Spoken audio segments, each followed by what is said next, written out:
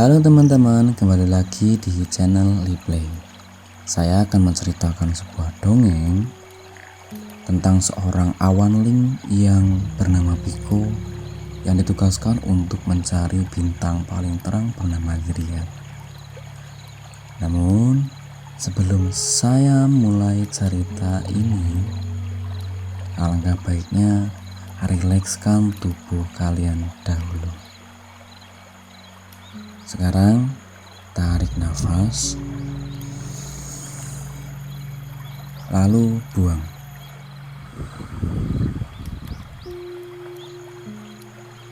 Dongeng ini berjudul Awan dan Bintang yang Hilang. Di suatu tempat yang tidak bisa ditemukan di peta manapun, ada sebuah negeri yang menggantung tinggi, jauh di atas gunung paling tinggi, di atas awan paling putih. Negeri itu bernama Kerajaan Awan. Kerajaan Awan dihuni oleh makhluk-makhluk kecil yang disebut awanling. Makhluk mungil sebesar tangan manusia, berbulu lembut seperti kapas, dan memiliki cahaya redup di tubuhnya ketika malam tiba. Mereka sangat ramah, suka berenang di langit sore, dan paling suka bermain petak umpet di balik bulan. Di tengah kerajaan ada sebuah istana besar yang dindingnya terbuat dari perak. Setiap malam, istana itu bersinar lembut memantulkan cahaya bintang. Penguasa kerajaan itu adalah Ratu Selindra, ratu yang bijaksana dengan rambut panjang berwarna biru muda yang selalu melambai meski tidak ada angin. Namun, suatu malam peristiwa aneh terjadi. Setiap malam, awanling punya tugas khusus. Mereka menatap cahaya bintang di langit agar tetap berkilau. Mereka mengambil serpihan-serpihan kecil dari intan awan untuk digosokkan ke permukaan bintang, membuatnya tetap terang. Biasanya, malam mereka selalu riuh oleh tawa, tapi malam itu langit tampak sedikit redup. Satu bintang paling terang, yakni bintang Lirian, hilang. Ratu Selindra terkejut.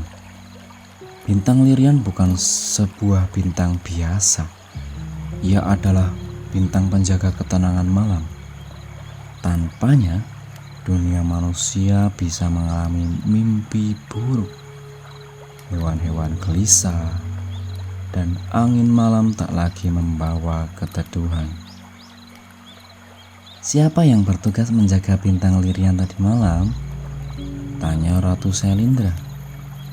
Majulah seorang awanling kecil bernama Piko.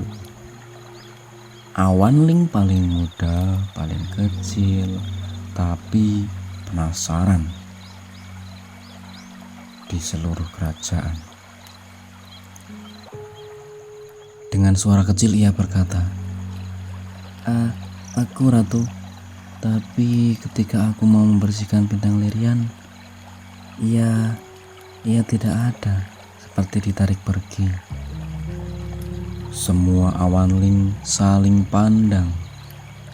Bintang tidak pernah ditarik pergi. Bintang Lirian bisa hilang jika ada makhluk kuat yang mencurinya. Ratu Selindra pun memutuskan mengirim tim pencari bintang. Dan yang ia tunjuk satu nama yang tidak diduga oleh siapapun. "Piko, kau yang akan menjemput kembali bintang Lirian." "Aku," Piko memegangi tubuh kecilnya yang gemetar. "Tapi aku kecil, Ratu. Aku bahkan belum bisa terbang cepat seperti awanling lain." Ratu Selindra tersenyum lembut dan berkata, Kadang yang kecil justru melihat hal yang tidak bisa dilihat oleh yang besar. Piko pun mau tidak mau ia harus siap menjalankan misinya. Piko melompat ke papan seluncur awan miliknya. Sebuah awan kecil yang bisa berubah bentuk mengikuti pikiran penggunanya. Ia menunduk, mengumpulkan napas, lalu hush, meluncurlah ia ke tepi kerajaan awan. Di tepi kerajaan awan terdapat kabut tebal yang disebut tirai langit, batas antara dunia atas dan dunia bawah. Di balik tirai itu banyak misteri yang belum pernah dijelajahi.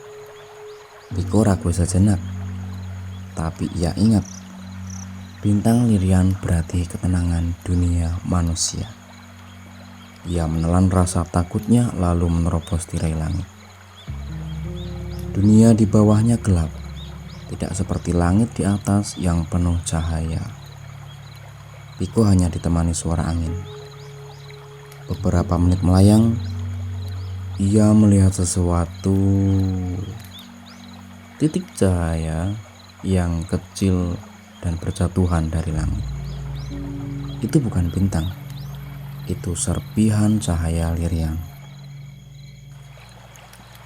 Piko langsung mengikuti jejak cahaya itu. Jejak cahaya membawanya ke sebuah hutan yang selalu diselimuti kabut.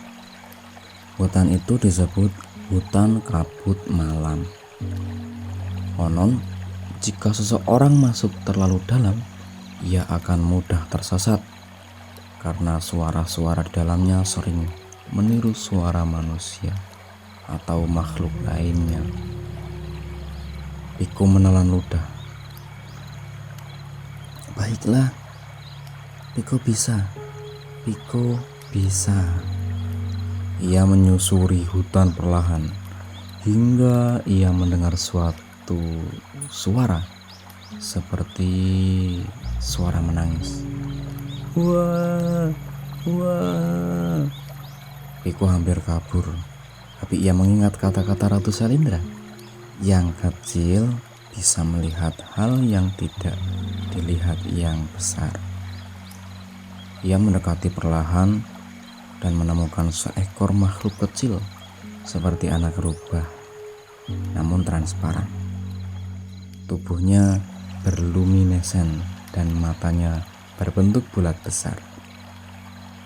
"Apa kamu menangis?" tanya Piko. Makhluk itu mengangguk. "Aku tersesat. Aku adalah rubaan, penjaga mimpi, tapi aku kehilangan jalan pulang." Piko, meski kecil dan takut, adalah awan ling yang berhati lembut. Ia pun membantu rubaan naik ke papan awannya. Rubaan berkata, "Aku tahu siapa yang mencuri bintang Lirian." Piko terkejut. "Siapa?" Rubaan menjawab dengan suara lirih, "Raja Bayang." Piko membeku. Raja Bayang adalah makhluk kuat dari dunia gelap, bukan jahat, tapi kesepian. Ia menguasai bayangan dan kabut, dan selama ribuan tahun hanya hidup sendirian karena cahaya selalu mengusir bayangannya. "Apa dia mencuri bintang Lirian karena ingin cahaya dekat dengannya?" tanya Piko. Rubaan mengangguk. "Aku melihat sendiri. Ia membawa bintang itu ke kastil Bayang." Piko tahu apa artinya ini. Untuk mengambil bintang Lirian, ia harus memasuki kastil yang hanya diterangi cahaya redup dan selalu berubah bentuk seperti labirin. Kastil itu sangat tinggi, terbuat dari bayangan pekat yang kadang seperti batu, kadang seperti kabut.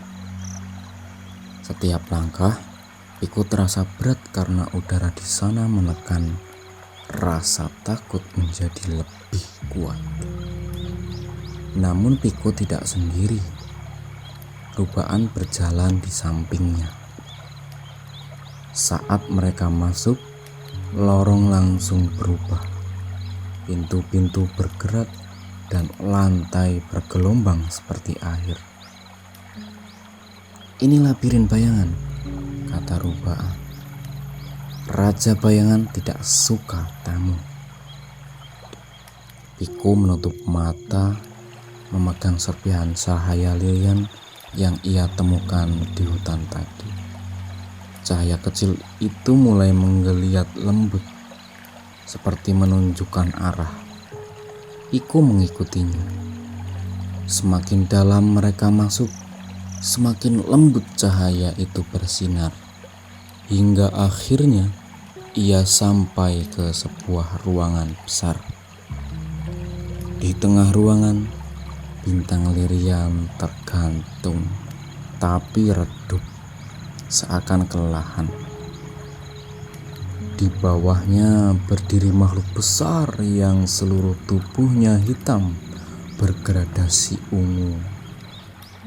Matanya redup dan tampak murung. Raja Bayang. Piko maju pelan.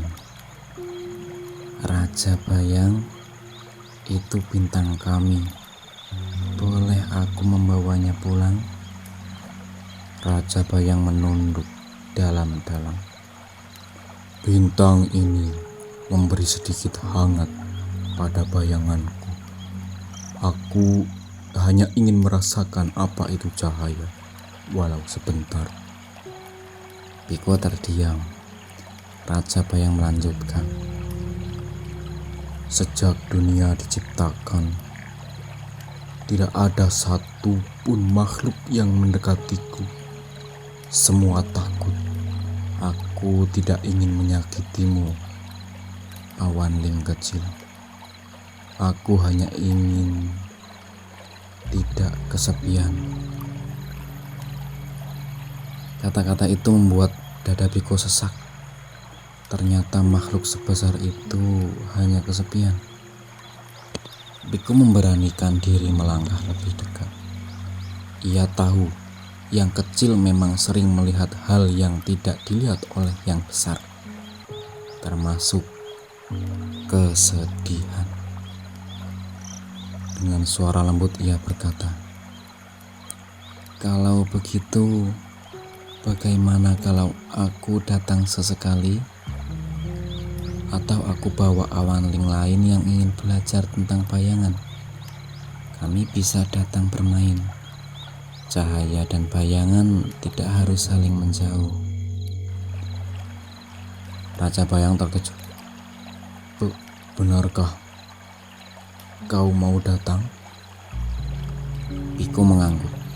"Tentu, tapi bintang itu harus kembali, karena dunia butuh dia."